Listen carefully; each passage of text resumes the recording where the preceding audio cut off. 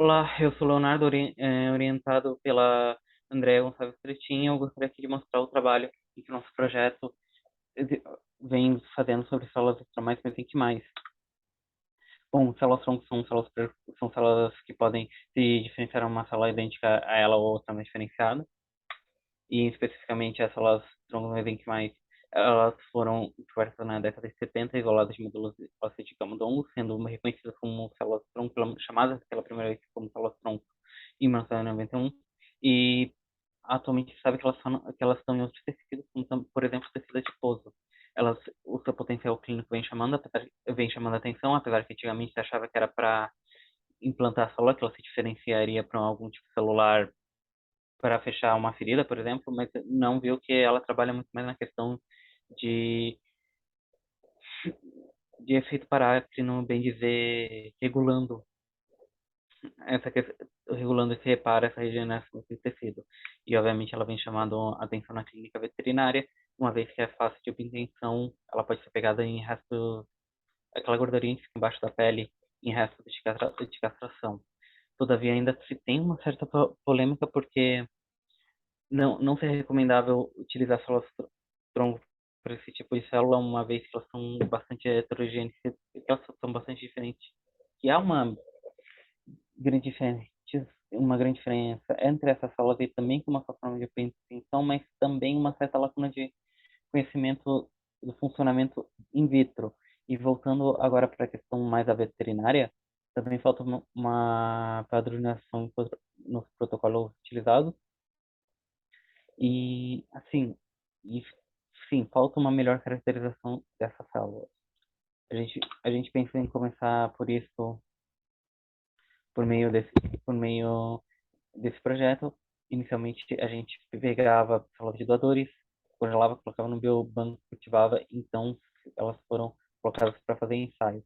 Os doadores são um gato e um cachorro, escolhidos de maneira aleatória, um cachorro macho e um gato fêmea. Um dos ensaios que a gente fez foi no ensaio de micronúcleo com bloqueio de citocinese, onde a gente pôde ver que, apesar de não ser tão assim, tão grande, mas a dif- apesar de não ser, apesar de não ser tão grande, o índice de divisão nuclear ser diferente, você nota que existem mais células com quatro núcleos do que três núcleos. Isso indica sim que as células caninas se dividem mais do que as felinas. Todavia, a gente ainda tem que a gente ainda tem que prestar atenção, porque as felinas apresentam um grande número de células com dois núcleos.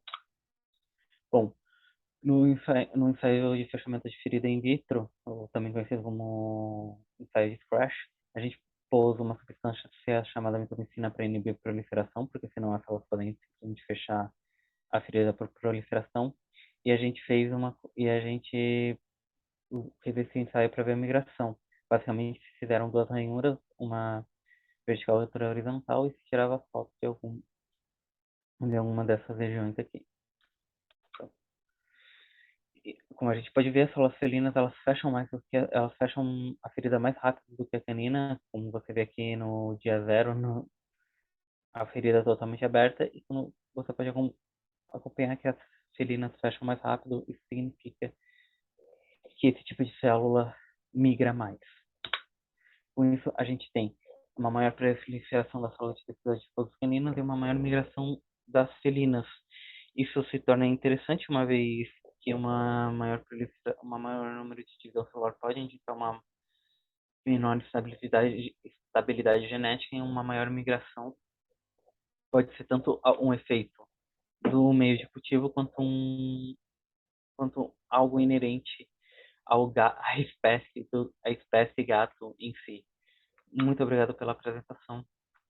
Muito obrigado pela sua paciência. Espero até mais. E o PIBIC, como um todo, e todo o laboratório foram muito importantes para o desenvolvimento desse trabalho. Obrigado.